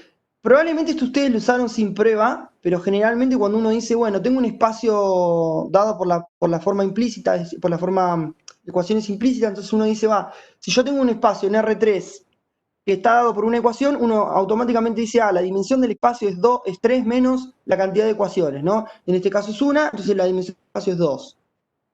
Y generalmente eso funciona, y uno lo usa. Bueno, esta es la justificación teórica, ¿no? Acá lo está diciendo. La cantidad de ecuaciones que aparecen, en general uno la puede pensar como que es la dimensión del anulador, y entonces lo que vamos a ver es eso, que la dimensión del anulador, bueno, en realidad uno lo usa al revés. Uno usa que la dimensión la n, que es la dimensión del espacio total, menos la dimensión del anulador. Pero lo espejo para el otro lado y queda esta fórmula, ¿no? Es la misma idea. Entonces lo que vamos a ver es esa relación. La relación entre la dimensión de S y la dimensión del anulador es la siguiente que está escrita acá. Todo para espacios de vectoriales de dimensión finita esto. Bueno, entonces, B sub R, y la extendemos a una base de B. ¿Por qué la extiendo a una base de B? Porque yo ahora me quiero tomar la base dual. Y en vez de tomarme la base dual de S, yo lo que quiero hacer es tomarme una base dual entera, ¿está bien? De todo B. Entonces lo que hago es agarro la base, la extiendo a B y ahora me puedo tomar la base dual. Bien. Entonces ahora sabemos un montón de cosas, ¿sí? Fíjense que automáticamente lo que hicimos con esto es lo siguiente. Cuando yo agarro la base dual y la evalúo sobre estos vectores, los primeros R sub R no se anulan porque cuando yo aplique el phi sub i dentro del b sub i, eso va a dar 1. Pero si ustedes agarran phi sub R más 1 hasta phi sub n y lo aplican sobre b sub 1 hasta b sub r, siempre dan 0 porque recién no se anulan en esta parte, ¿no? Cuando encuentren el vector que coincide con el índice que tenga acá abajo. Entonces, en general, lo que está pasando es que phi sub r más 1 hasta phi sub n están, ¿sí? Uno puede concluir que todo este conjunto está metido adentro del anulador de S, porque cuando yo lo evalúo sobre vectores de siempre. ¿De acuerdo? Eso es lo que está explicando acá. Entonces ahora, este conjunto en particular es parte de la base dual que yo tenía, es linealmente independiente, ¿no? Lo que dice acá. Esto es parte de una base, entonces es un conjunto linealmente independiente. Entonces lo que queremos ver ahora es mostrar que además de ser linealmente independiente, este conjunto, ¿sí?, genera el anulador de S. Y si este conjunto genera el anulador de S, ahora es muy fácil relacionar n, que es la cantidad de vectores que hay acá, con R, ¿sí?, que es la cantidad de vectores que hay en S. O la cantidad de la dimensión de S, digamos. ¿Está bien? Eso es lo que vamos a hacer. O sea, que vamos a probar ¿qué vamos a probar? Que si tengo una base, este tipo de construcciones siempre hay que entenderlas así, más conceptualmente que simplemente la cuenta. Porque la construcción después me sirve para construir las bases. ¿De acuerdo? Es decir, tenía una base cualquiera de S, la extendí a una base de B. ¿Sí? Tomé la dual de esa base, eliminé el pedazo que sería la base dual a la que yo tenía en S, y lo que quedó es una base del anulador. O eso es lo que queremos probar. Queremos probar que eso que quedó ahí es una base del anulador. Sabemos que es linealmente independiente, entonces lo que queremos probar es que es anulador y por tanto es base del anulador. Ok. Bueno, entonces para probar que es un sistema de generadores del anulador tengo que agarrar cualquier transformación lineal que esté en el anulador y probar que esa transformación lineal, ¿sí? Se puede escribir como combinación lineal de este conjunto que aparece acá. Bueno, entonces acá lo que hacen es sea G en el S0, ¿sí? Como el G está en S0, vive en el espacio dual y B estrella es una base del espacio dual, entonces en particular lo que yo sé hacer con G es escribirla en combinación lineal de toda la base. ¿De acuerdo? Y lo que queremos ver en realidad es, bueno, está bien, ahora el G queda escrito en combinación lineal de toda esta base, pero si yo logro ver que los escalares que corresponden a φ1 hasta φr son todos ceros, esa combinación lineal en realidad está expresada en términos de estos r menos r vectores, n menos r transformaciones lineales, que es lo que uno quería. Entonces ahora el truco va a ser ese, ¿no? Agarro la G, la escribo en combinación lineal de toda la base, pero pruebo que todos los escalares que aparecen para estos vectores son ceros. Entonces, como son ceros, quedó escrita en combinación lineal de estos, que es lo que queríamos probar. Esa es más o menos la estrategia de prueba. Entonces,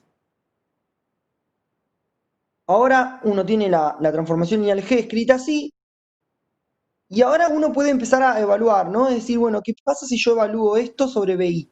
Bueno, acá lo que sabes es que evaluar G en el vector BI da exactamente la coordenada alfa i, esa es la cuenta que hicimos en la observación esta que dice acá, ¿sí? Es decir, si yo evalúo G en el vector BI, eso me da la coordenada directamente alfa i. Pero lo que nosotros sabemos es que para B1 hasta BR, ¿no? Como G está en el anulador, cuando yo evalúo G en B1 hasta BR, ¿sí? Eso tiene que dar 0 porque son vectores de S y G está en el anulador. Entonces lo que pasa es que G de BI da 0 para todo I de 1 hasta R. Entonces todos estos alfa i que aparecen en 1 hasta R, o sea, los coeficientes son 0. Es lo que queríamos hacer. Entonces ahora el G en realidad queda en combinación lineal del resto de los phi sub i, es decir, que G queda en combinación lineal de phi sub r más 1 hasta phi sub n y por tanto pertenece al conjunto de generadores de acá. Entonces lo que estamos viendo es que cualquier G que está en S0 es una combinación lineal de estos. ¿Sí? Entonces ahora lo que se está probando acá es que el generado por estos es S0. ¿Por qué? Bueno, primero porque todos ellos pertenecen a S0, entonces el generado por ellos está adentro de S0. Segundo, cualquier cosa que está en S0 es combinación lineal de estos, entonces estamos haciendo doble inclusión de alguna forma. ¿Sí? Está medio escondida la doble inclusión, pero esto es una doble inclusión. Entonces lo que termino probando es que todo este conjunto es igual a S0. Y ahora simplemente hacer cuentas con la dimensión, es decir, si todo este conjunto es S0 y es una base del S0, ¿sí? Esto es una base del S0, entonces ahora la dimensión del S0 es n menos r. La dimensión de S es r y la dimensión de B es n, entonces simplemente es hacer cuentas y probar que la dimensión de S más la dimensión de S0 me da n, y ahora uno despeja el que quiero, despeja S0 pasando dimensión de S restando, despeja dimensión de S pasando dimensión de S. En general la que se usa es pasar esta restando para allá y decir dimensión de S en función de las ecuaciones que aparecen. Pero esencialmente es eso lo que logramos hacer.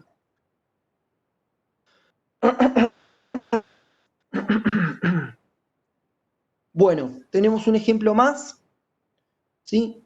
Que lo que va a hacer es eso, es calcular lo que hicimos en el proceso de arriba. Fíjense que esto es lo que nos va a servir para encontrar ecuaciones implícitas del conjunto S, ¿no? Lo que necesitamos es encontrar la phi3 que sobra acá, que es lo que encuentro acá. ¿Sí? Esto es lo que vamos a hacer ahora, recuperar el espacio en función de esto. Entonces este ejemplo va a ser útil después cuando hagamos esta proposición, así que vamos a mirar el ejemplo igual. Bien, ¿cómo procedo a hacer esto? Tengo dos vectores, ¿sí? Generando el espacio. Entonces, esto no es una base de R3, extiendo a una base de R3, ¿no? Considero una base de R3 que extienda la base de S, es decir, agrego un vector más. Me fijo cuando van a agregar un vector en algunos linealmente independiente con esto. Por ejemplo, acá lo que hicieron fue exactamente eso. Agarraron el primero era linealmente independiente, agrego el primero. ¿Por qué hago eso? Sobre todo cuando voy a extender para hacer cosas duales, porque definir cosas acá es muy fácil. Si yo tengo muchos unos y ceros en un vector, es muy fácil definir las transformaciones lineales después. Bueno, pero puedo extender con cualquier cosa, ¿está bien? En principio conviene extender con vectores de la canónica, extienden con el primero.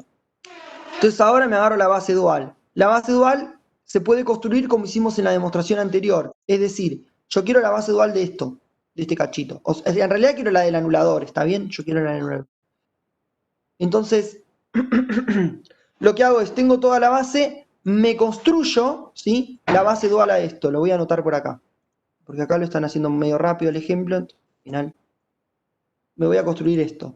Me construyo el conjunto phi sub 1, phi sub 2, phi sub 3. ¿Cómo construyo este conjunto? Bueno, acá simplemente tengo que construir la base dual de esta base. Es decir, phi sub 1, lo que está diciendo abajo. Phi sub 1 sería la transformación lineal que aplicada en este vector da 1, en este vector da 0 y en este vector da 0. Pero si uno se pone a pensar un poquito más, fíjense que después phi sub 1 y phi sub 2 las voy a descartar. Y entonces en realidad lo que necesito no es encontrar phi sub 1 y phi sub 2, es encontrar phi sub 3 nada más. Es decir, yo puedo encontrar toda la base dual, pero no quiero hacer toda la base dual. Yo, en principio, ¿qué es lo que están haciendo ahí abajo, no? En realidad, de la demostración anterior, lo que necesito es phi sub 3. Esta phi sub 3 es la base del anulador. ¿Por qué? Porque phi sub 1 y phi sub 2 no se iban a anular en estos vectores que están en S. Entonces no iban a estar en el anulador. La que está en el anulador es esta. Entonces, en realidad, en vez de construir toda la base dual, basta con encontrar a phi sub 3. Y phi sub 3 no es difícil de encontrar porque tiene esto, ¿no? La puedo definir de esta manera. Yo sé que en los primeros dos vectores vale 0 y que en el tercero vale 1. Bueno, digo esto, y acá tengo la phi sub 3 definida. Puedo pasar y buscar la forma explícita, que es lo que hicieron acá. ¿Sí? Esta es la forma de definirla sobre la base. Una vez que yo la definí sobre la base, agarro un x y z cualquiera, lo escribo en combinación lineal de los vectores de la base, y despejo la forma explícita que me dio x menos z. Y entonces ahora el truco acá es que, voy a borrar esto y voy a anotar de nuevo. ¿Sí? Fíjense que el anulador de S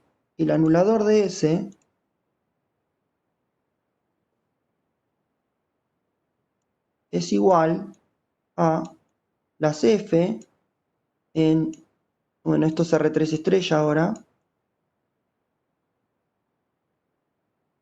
¿sí? Tal que F de S me da 0, bueno, o S está metido en el núcleo, como lo quieran ver. Yo le pongo 0 así, pero es conjunto 0, ¿está bien? Porque está. Pero esto es igual al generado por phi3. Entonces, en general, lo que yo estoy diciendo es que phi3 en los vectores de S me está dando 0. Y esto es lo mismo que decir que x menos z es igual a 0. ¿Sí? Entonces, fíjense que lo que vamos a hacer ahora es exactamente esto que estábamos diciendo al principio de la parte de espacio dual, o del anulador, perdón, donde lo que vamos a querer probar es que efectivamente esto es S. ¿De acuerdo? Esto es lo que queremos hacer. Pero que S, bueno, por ahora no lo sabemos porque no lo probamos todavía, pero lo que queremos probar es que S es exactamente esto. Y lo que hicimos fue, con este proceso, o eso es lo que pretendemos hacer, cambiamos sistema de generadores por ecuación implícita. ¿Sí? Entonces, lo que sabíamos hacer hasta ahora era el proceso inverso, es decir, si yo les doy esto, todo el mundo me sabe sacar generadores. Ahora, si yo les daba generadores, vamos a querer hacer esto. Y podemos pasar de una forma de presentar S a la otra. Eso es más o menos la idea de esto también. Bueno, lo que vamos a probar es exactamente eso, ¿no? Esto que está acá. S es igual al conjunto, fíjense, son los x en b tales que f de x da 0 para todo f en el anulador. La gracia es que no necesito hacerlo para toda f si yo tengo una base, porque con anular la base todas las demás se anulan. Eso es lo que estaba escribiendo yo recién. La base phi3 sola, entonces habría una ecuación sola. Si la base tuviese más transformaciones lineales, habría más ecuaciones, ¿no? Pongo un sistema en vez de una ecuación. Bueno, pero la idea es esta. Recuperar S en función del anulador. Bueno, entonces, hagamos la cuenta de que esto da efectivamente S, ¿no? Bien. Entonces lo que vamos a hacer es considerar como conjunto T el conjunto de todos los vectores que se anulan en cualquier cosa que esté en el anulador de S, y lo que queremos probar es que efectivamente el conjunto ese que estamos considerando es ese. Bueno, entonces la primera inclusión es la más fácil de todas. La inclusión de S está metido acá adentro, ¿no? Esa es la fácil. Es un renglón, de hecho. ¿Por qué? Bueno, porque si el X está en S, entonces es obvio que si yo agarro una F en el anulador, la F va a 0 y por tanto el vector está acá. ¿De acuerdo? Se anulan todas las Fs. Entonces, bueno, X está en T y tenemos que, esto nos dice que S está metido adentro de T. Lo que queremos ver es que T está metido dentro de S, eso lleva un poco más de trabajo. Lo vamos a hacer con la base dual. Entonces, ahora, supongamos que hay un X, ¿sí? Que esté en T, pero que no esté en S. ¿Sí? Vamos a un absurdo.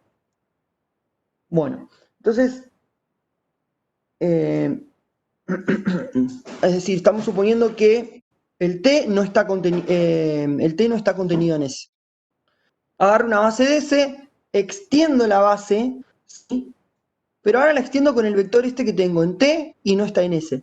¿De acuerdo? O sea, el truco es ese. Si el X no está en S, entonces no se puede escribir como combinación lineal de B sub 1 hasta B sub R, entonces el conjunto B sub 1 hasta B sub R con el X tiene que ser linealmente independiente. Pues si no lo fuera, o estos son linealmente dependientes si no eran base, ¿sí? O el X se escribe como combinación lineal de esto y el X estaba en S. Entonces, bueno, debería ser que esto es linealmente independiente. Y ahora lo que hago es decir, bueno, si esto es linealmente independiente, puedo extender esto a una base de B, ¿sí? Que es lo que queríamos hacer, pero ahora me quedó una extensión de la base muy conveniente porque está el X adentro de la extensión y está la base de S adentro de la extensión. Entonces ahora vuelvo a hacer todo el procedimiento de siempre, tomo la base dual de la base B que tengo acá, me da phi sub 1 hasta phi sub n, ¿sí? Pero en algún momento pasé por el X, ¿sí? Y ahora lo que sabemos es que phi sub r más 1 hasta phi sub n, ¿sí?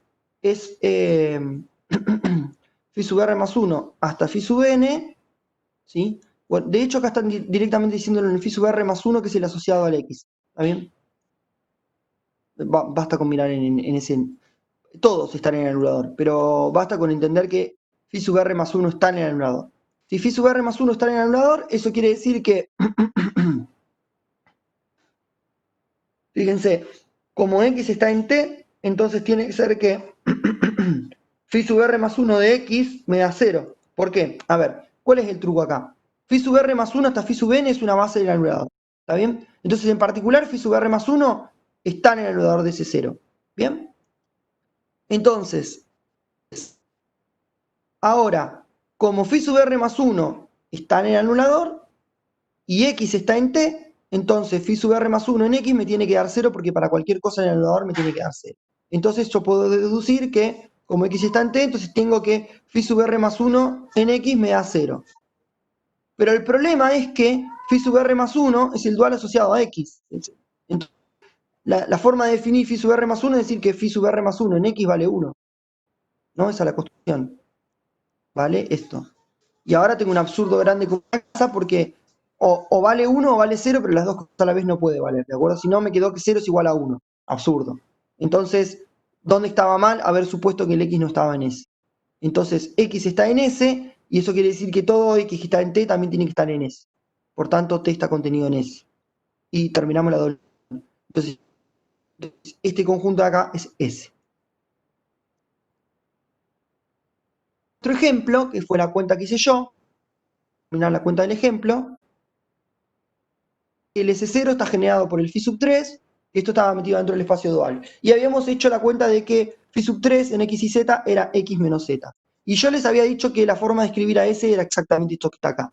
Lo que vamos a hacer ahora es ver por qué es esto que está acá. Bueno, entonces, lo que probamos recién es lo siguiente. Nosotros probamos recién esto, ¿sí? Que ese es el conjunto de los x y z tales que f en x y z da 0 para todo f en el anulador. Pero ahora, toda f en el anulador se puede escribir en función de la base que yo haya obtenido. Y esa es la cuenta que uno puede hacer ahora. Es decir, acá lo que puedo venir y decir es lo siguiente. Bueno, paren, f está en el anulador, ¿no? F pertenece al anulador. Pero el anulador es el generado por phi sub 3. Entonces, f necesariamente tiene que ser lambda, escalar cualquiera en k, por phi sub 3. No me queda otra. Y ahora entonces yo puedo calcular cuánto vale f de x y z. F de x y z vale lambda por phi sub 3 de x y z.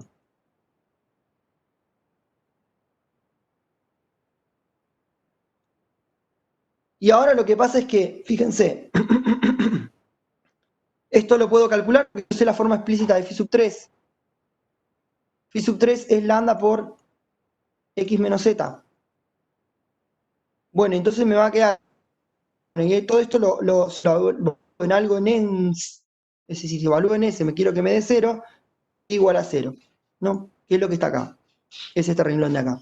Entonces son los x en R3 tales que lambda por x menos z me dio 0 para cualquier lambda, pero bueno, En particular, esto me lo puedo llevar, lo tacho acá también, y lo que me sale es esto, ¿no? Si lambda por x menos z da 0 es porque x menos z da 0, pues si no para todo lambda no se va a anular. Entonces me queda la fórmula de S. Si hubiese más, de una transformación lineal acá generando, agrego un sistema acá, ¿no? Y por cada uno que aparece voy poniendo ecuación. Y esa es la fórmula para encontrar, o la receta para encontrar la ecuación implícita del conjunto S, o del espacio vectorial en este caso. Muy bien. Ahora lo que nos queda hacer para ya ir terminando por hoy es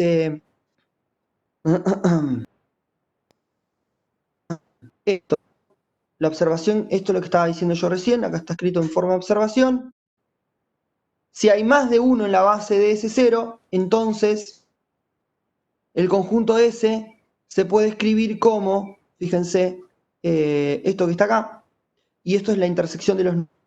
Bueno, para entender esta observación y no complicarse tanto la vida con la notación que aparece acá, esto es básicamente lo que estamos diciendo acá, ¿no? Phi sub 1 de B igual a 0 y este es el sistema que yo estaba hablando recién. Si tengo phi sub 1 hasta phi sub R, lo que hago es, para cada uno de estos, esto lo puedo pensar, phi sub 1 hasta phi sub R lo puedo pensar como que es una ecuación, ¿de acuerdo? Porque es una transformación lineal que va de B en K, entonces lo puedo pensar como que es una ecuación lineal, y luego es igualar a cada ecuación lineal a 0, ¿sí? Donde ves alguna cosa que dice x1 hasta xn, ¿bien? Y esto está ahí y denota que tengo un sistema de ecuaciones lineales. Otra forma de verlo es que estoy tomando la intersección de los núcleos, ¿sí? Entonces, lo último que nos falta es ver cómo se comporta el anulador respecto de la suma y la intersección. O sea, las operaciones que tenemos nosotros para espacios vectoriales son suma e intersección. O sea, suma de espacio vectorial me sigue dando espacio vectorial, intersección me sigue dando, entonces yo quiero ver qué pasa si tomo el anulador de la suma o el anulador de la intersección. Lo vamos a ver ahí. Lo que hace el anulador es cambiar suma por intersección, intersección por suma. Intercambia las operaciones. ¿De acuerdo? Probamos esto y terminamos con la parte de anulador. La parte esta de núcleo no la vamos a usar mucho, así que la vamos a dejar por ahí. Y si con esto terminamos, y termina la clase también. Y después el lunes que viene arrancamos con diagonalización. Ok, bueno, entonces, espacios S y T de B, ¿sí? Siempre espacio vectorial de dimensión finita al B, para que funcione todo lo que definimos recién. Queremos probar que el anulador de la suma es la intersección de los anuladores y que el anulador de la intersección es la suma de los anuladores. Ok, bueno, entonces vamos a hacer demostración de 1. Va por sí solo sí. Supongamos que tengo una f que está en el anulador de la suma. ¿Eso qué quiere decir? Eso quiere decir que f se anula, ¿sí? En todos los elementos de la forma S más T.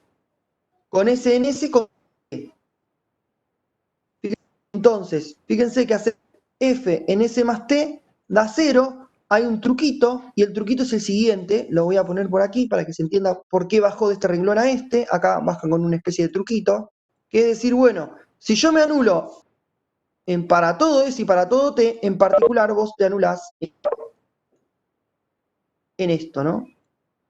Bueno, esta S debería ser minúscula como la que está ahí, pero la mía parece mayúscula. Vamos a poner así. Y esto es f de S más f de 0. F es una transformación lineal, por ende f en 0 vale 0. Esto es f de S. Entonces, lo que está diciendo acá es lo siguiente. Y esto tiene que valer 0 porque esto es de la forma S más T. Acá lo que pasa es que estoy evaluando T igual a 0. Como es para todo T, en T, yo en particular puedo tomar al 0. Y sale esto que está acá abajo. ¿De acuerdo? Y haciendo lo mismo, es decir, diciendo, bueno, como vale para todo S en S, yo puedo tomar en particular al 0 en S, sale esta parte de acá. Es análogo, ¿no? A lo que hicimos arriba. Me queda ft es igual a ft más 0. Y bueno, eso da 0. Entonces, acá básicamente lo que estoy usando fuerte es esto, que también vale verlo así. S está contenido en S más T. ¿De acuerdo? Entonces, ahora lo que está pasando es que el anulador de S más T, esto no lo hicimos tampoco, pero probablemente se puede hacer. No es difícil. se da vuelta a la contención.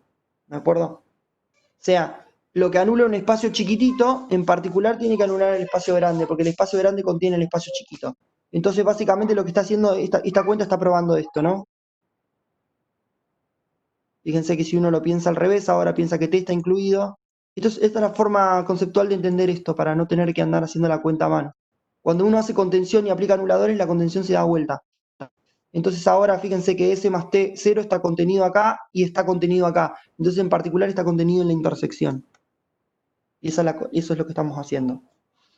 A grandes rasgos. Está haciendo la cuenta, ¿no? Para probar que sí solo sí, pero conceptualmente es esto lo que está. Si uno tiene clara esta idea, por ahí la cuenta no es tan importante. Bueno, básicamente se anulan todo vector de S y se anulan todo vector de T, me está diciendo eso, ¿no? Que F está en esa intersección T. Y lo que me dice esto es que se puede volver, es decir, que si yo tengo en S0 y en ST, me anulo en todo S, me anulo en todo T, entonces cuando sumes, simplemente f de S más T va a ser f de S más f de T, f de S da 0, f de T da 0, entonces f de S más T es 0 más 0 que da 0, y entonces puedo volver para allá. Y esto es un sí solo sí, bastante. O sea, la contención de S0, intersección T0 en S más T no requiere truco, es por definición, sale fácil. O sea, la vuelta es la más fácil. La ida es un poquito más. Bueno, y ahora nos falta ver en la parte 2 que recuerdo era ver que la intersección del anulador es la suma de los anuladores. Perdón, el anulador de la intersección es la suma de los anuladores. Bueno, entonces ahí está también, hay que hacer doble inclusión. Hacer doble inclusión es difícil, bastante difícil. Hay una y la otra no sale tan fácil. Entonces, para evitar hacer doble inclusión, lo que usan acá no es un truco esto, pero es una herramienta básica, que es decir, voy a hacer una inclusión, que es esta que está acá, voy a hacer una inclusión, y después voy a ver que este espacio y este espacio tienen la misma dimensión, entonces si uno está dentro del otro y tienen la misma dimensión, son iguales. ¿Tá? Eso es lo que quiere hacer acá. Y se ahorra de otra contención porque la otra contención es difícil. Esencialmente es eso el truco, no es un truco, bueno, es una herramienta válida, pero bueno, es como una especie de, no voy a hacer doble contención, básicamente. Entonces a veces es útil esto o no. Acá es un problema de la dimensión porque se puede usar, porque fíjense que acá hay una suma de anuladores y acá hay una intersección. Yo lo que pasa es que puedo usar lo que provee en el ejercicio 1 y aplicar la fórmula de suma. También vale mirar eso, ¿no? Porque calcular la dimensión de estas cosas podría ser difícil a priori.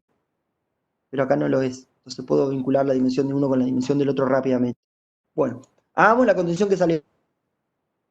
Ejercicio, intentar hacer contención al revés para ¿sí? Y entender por qué. O sea, por qué uno recurre a esto. Porque si quiero hacerla al otro lado no es nada trivial. Ok, entonces, si voy con una f que está en la suma de los anuladores, entonces esto quiere decir que la f se tiene que poder escribir como fs más ft. Fs está en el anulador de s, ft está en el anulador de t. Entonces, para un x en la intersección, ¿sí? ¿Yo qué quiero probar? Yo quiero probar que la f se anula en los vectores de la intersección. Entonces agarremos un vector de la intersección, apliquémosle f y veamos que f de x da 0. Estrategia probada. Bueno, si yo me agarro un x en la intersección, entonces claro, el f de x, ¿cuánto vale? Y bueno, va s en x más f de t en x, pero como x está en esa intersección t, x está en s, y si x está en s y esta está en el anulador, fs de x da 0. Y lo mismo, ft en x está en t, ft está en el anulador, entonces esto da 0, sumo ceros, me da 0, perfecto, trivial, dio 0. Bueno, esto es por definición, ¿de acuerdo? Bien directo. Entonces ahora me quedó que f en x se anuló para cualquier x en la intersección, entonces en principio f está en el anulador de esa intersección t. Entonces me queda que esta contención, ¿no? Cualquier f que estaba en la suma de los anuladores terminó en el anulador de la intersección.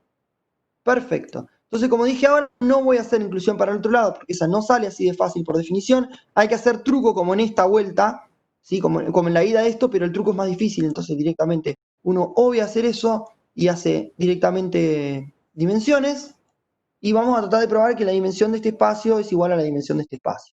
Y ahora lo que podemos hacer es el teorema de la dimensión para la suma de espacios. Es decir, nosotros sabemos que acabamos de probar como acabamos de probar el 1, lo puedo aprovechar. Uno dice esto, vincula la suma con la intersección. Entonces, fíjense lo que pasa. Yo puedo calcular la dimensión de S0 más T0, y la dimensión de S0 más T0 es dimensión de S0 más dimensión de T0 menos la intersección. Bueno, esto es simplemente, esto es esto, ¿no? Es el teorema para suma de subespacios. Sumo dos subespacios, me da dimensión de uno más dimensión del otro menos la intersección. Ahora puedo empezar a hacer trucos o a aplicar propiedades. ¿Sí? Propiedad número 1. S0 intersección T0, ¿sí? S0 intersección T0 es S más T0, reemplazo. Entonces la dimensión de esto es lo mismo que la dimensión de esto. Ahora, la dimensión de S0 yo me la sé calcular en función de la dimensión de S. Sabemos que la dimensión de S0 es n menos la dimensión de S. Sabemos que la dimensión de T0 es igual a n menos la dimensión de T, lo que probamos en la proposición 4.7, que dice acá. ¿Sí? Y esto también, porque es un 0, entonces esto es n menos la dimensión de S más T. Y la dimensión de S más T la puedo volver a sacar en términos de la dimensión de S intersección T, porque la dimensión de S más T, ¿qué es? Es la dimensión de S más la dimensión de T menos de la intersección. Entonces puedo reemplazar con la fórmula de dimensión de suma otra vez. O sea, puedo usar otra vez teorema de la dimensión de suma, pero ahora en vez de para el S0 y el T0, lo hago para S y T. Y reemplazo todo. ¿Y qué va a pasar? Y bueno, fíjense, eso es lo que están haciendo acá, ¿no? Sacamos factor común y me queda que esto es n menos, bueno, no es sacar factor común, esto es sumar. Estoy diciendo pavada. Acá hay dos n sumando y una restando, entonces se cancelan las dos n, me queda una n sumando acá. Esto me queda con menos, esto me queda con menos, y esto me queda menos por menos. Acá debió haber, acá, pero tengo el menos acá de factor común, ok. Bien. Entonces está bien. Esto queda sumando y esto queda sumando, y tengo el menos adelante, así que esto va a quedar sumando y esto. Bueno, y ahora aplico la fórmula de dimensión y se cancela la dimensión de ese con dimensión de lo que está haciendo es este paso. Lo agregamos para que quede, por lo menos en la parte que sí se va a grabar. Esto es dimensión de S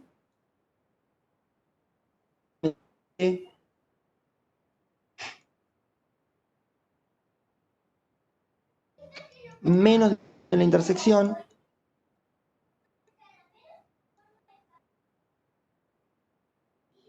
y acá está restando, entonces puedo poner menos acá y puedo poner más acá, y entonces lo que estoy haciendo es cancelo esto con esto con esto, y el paso que falta es este, ¿no? Me queda menos la dimensión de esa intersección T, y ahora vuelvo a el anulador, menos la dimensión de esto y la dimensión de este de acá, llegué a lo que quería probar. La dimensión de estos dos espacios son iguales, perdón, la dimensión de estos dos espacios que están acá arriba son iguales, y contenido dentro del otro, entonces los espacios son iguales. Muy bien, y acá terminamos. De acuerdo a lo que sí ahora, bueno, acá vienen ejercicios. Sí ahora es unidad 4 para nosotros. ¿Sí? Esto de dual, en general nosotros lo tenemos en la 2, o sea que corresponde a la guía 2, no a la guía 3, que es la de matrices. Pero bueno, estamos haciendo todo como un paquete ahora. Viene antes acá, del determinante se viene en 1, misma razón por la cual sacamos sistema. ¿Sí? Es mucho y no llegamos a hacer todo, y esto no lo tenemos en contenido mínimo, así que lo vamos a obviar, esencialmente por esa razón nada más, y vamos a saltar directamente creo que me pasé, al capítulo 6, y el lunes que viene arranco con el capítulo 6, que es diagonalización, que si bien diagonalización ustedes vieron algo en lineal 1 para R2 y para R3, acá lo vamos a hacer en general. ¿De acuerdo? Así que diagonalización la vamos a hacer completa, vamos a probar las cosas, teoremas de diagonalización. Así que saltamos directo a esto, ¿de acuerdo? Y para el que lo quiere leer de la clase para saber de qué vamos a estar hablando, supongo que calcúlenle la cantidad de hojas que hicimos hoy. Básicamente, hasta ahí vamos a llegar. No mucho más, no mucho menos. Son más hojas que estamos haciendo. Un poquito más, un poquito menos. Ok. Bien. ¿Alguna pregunta? Esto ya puedo... Sí, yo. Sí. Sí, pregunte, ¿eh? Escucho. ¿Qué tal, profe? No, era con respecto a los que pueden ver los videos anteriores en algún lado.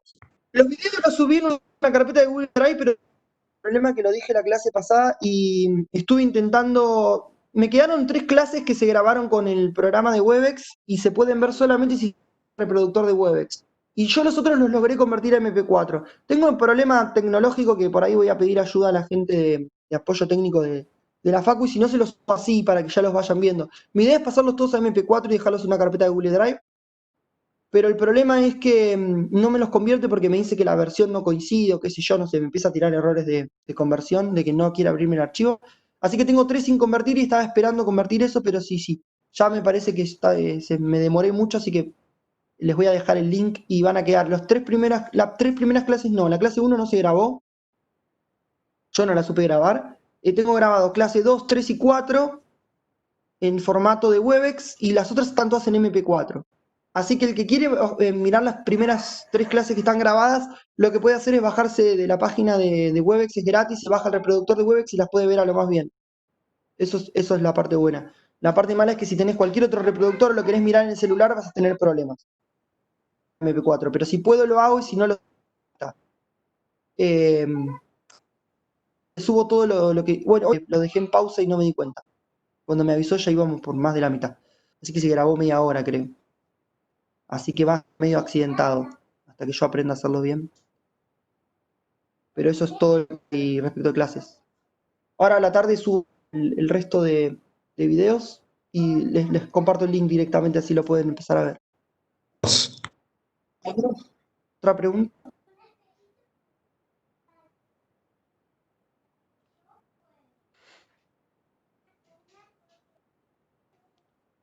Si no, nos vemos el lunes. Vamos a cerrar esto.